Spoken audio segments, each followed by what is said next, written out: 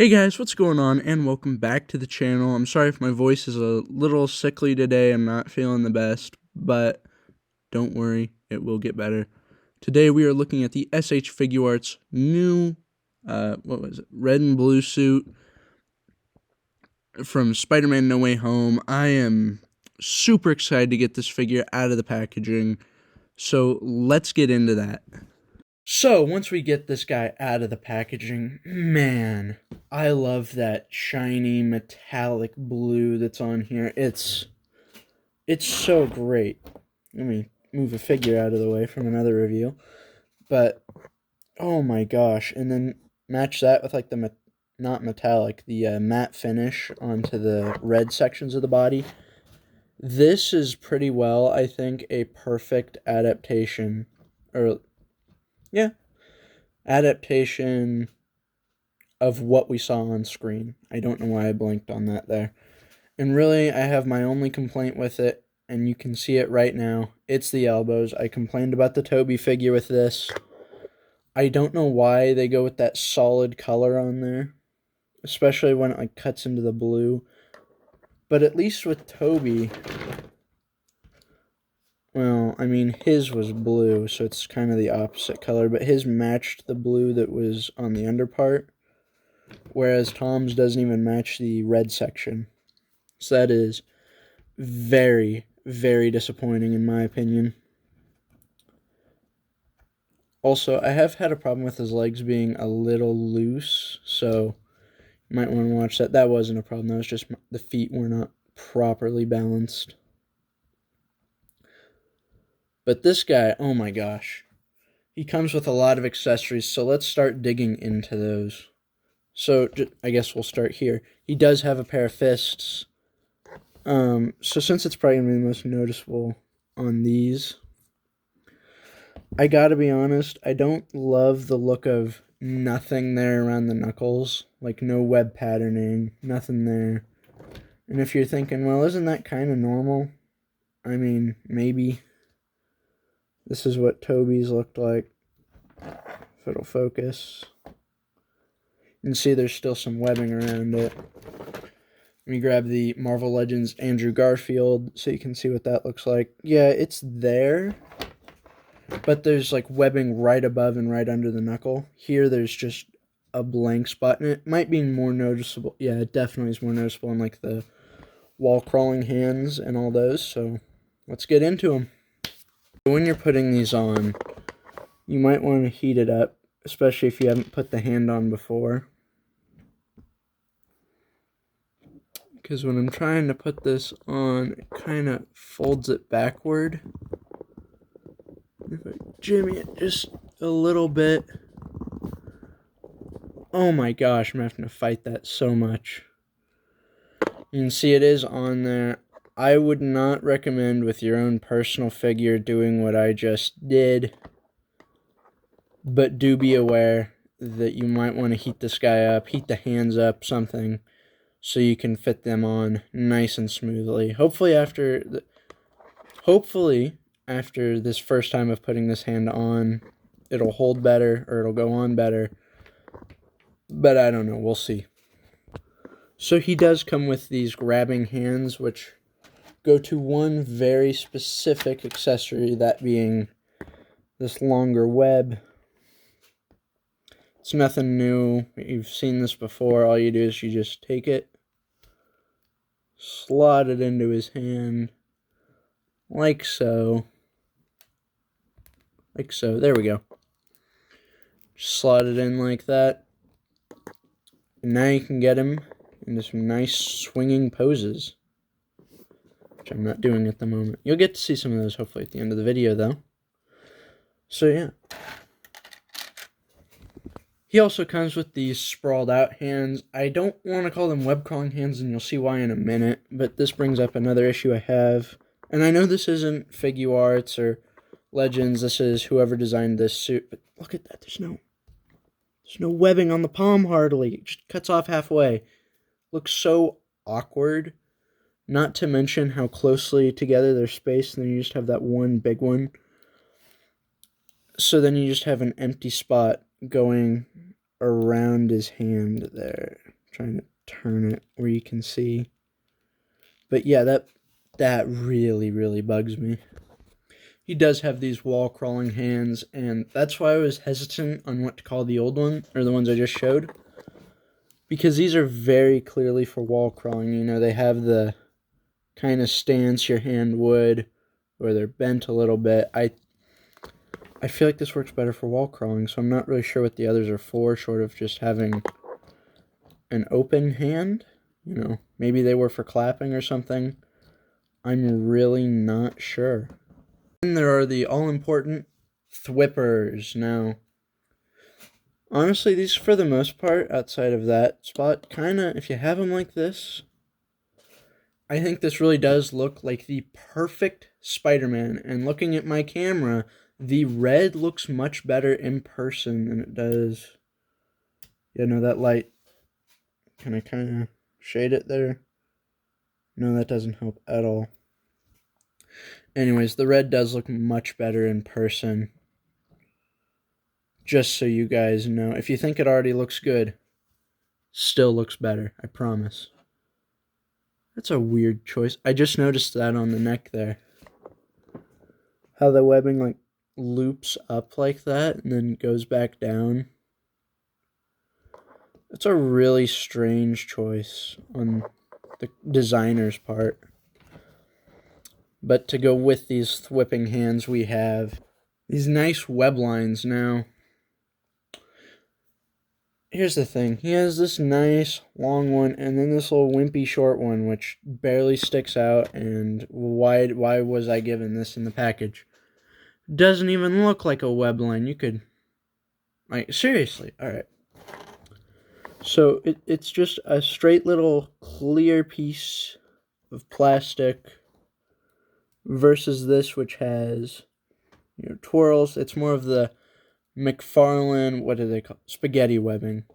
Something closer to that instead of whatever this is. And if you use this on the shelf, no shame, but I will be judging you harshly for it because this is just superior. But yeah, so very nice. I like to see it when they include these web lines. I do wish, though, we could have gotten 2 of these, or that if this short one had to be here, it could have just been designed any differently. And if you want to swap his eyes, they do give us this little tool here. So all you do is pop his head off. You can see those little spots in the back of his head there. Just use this and push. Come on. Well, the eyes don't want to come out, it seems like. And that is because that is not for switching out the eyes. See this little spot on his back here? Just other way. Just jam that in there, and you pop out the top here. So that comes off, and you replace it with this little thing. So I guess this is for a stand. So like you could put them up on a stand that is sold separately. Uh-oh, that is...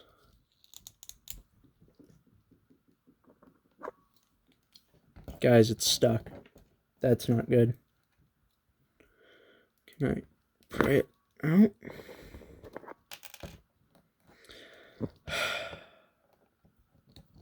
Well, be back to you when I get it out of there. So if you do what I did, took a Revoltech stand here, just plugged it in, and it'll pop straight out. If you have a Figuarts stand, I assume it'll do the same thing. But anyway, hopefully I'll do a review on the figure that came with. But all we gotta do is just pop that right back in.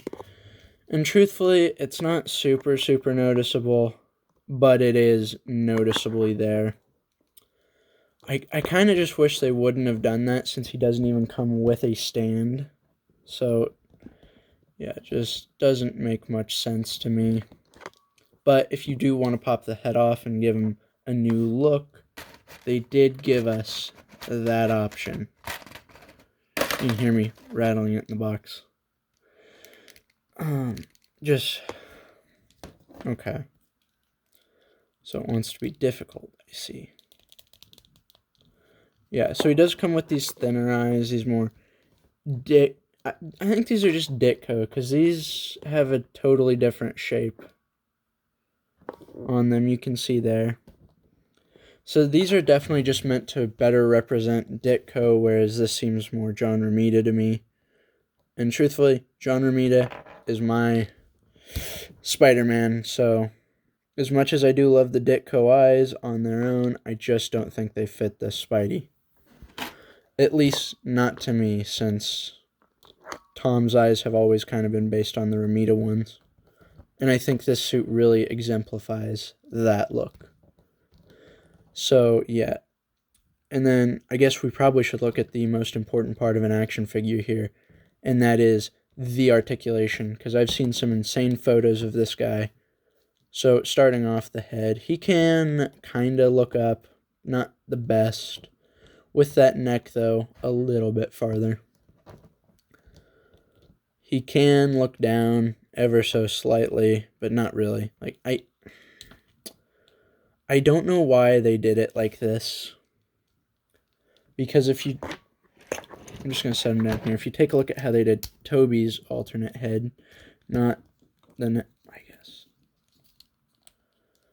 Well, on the inside of here, it has the just dumbbell joint, which this does have a dumbbell joint on it, but it's attached to this, which limits the articulation on it. Compared to if it was just a straight dumbbell joint attached to the head, it would probably have a little more range. So that is a bit of a bummer, but not much I can note, there's not much I can do about that. The arms do come up well past a T-pose. Well, I was going to show off the bicep swivel that he has, double jointed elbows, and then the wrists are on that little ball peg, so you can really move them however you'd like. Go up to down, turn it like this, and side to side. If you want, you can even angle it a little funny, and I just realized it wasn't even on frame. Sorry about that, folks. So yeah, I mean, you get plenty of options here for articulation. He does have butterfly joint, which allows for more motion, and honestly, I think this is probably the most diverse butterfly joint we've gotten in a while. Because look at that reach on this guy. That's insane. And then if you bring it back, you can't really, but it, is what it is. He does have a little diaphragm joint here, which allows him to turn from side to side, a little bit of sideways motion. But once you combine that and the bottom one, you have quite the crunch there. Now, okay, I do not like this little spot on the back here. I bent him a little too far forward once. He'll pop in half. You just put him back together. I don't really want to repeat that, but I was trying to get the ball joint exposed. You can see it there.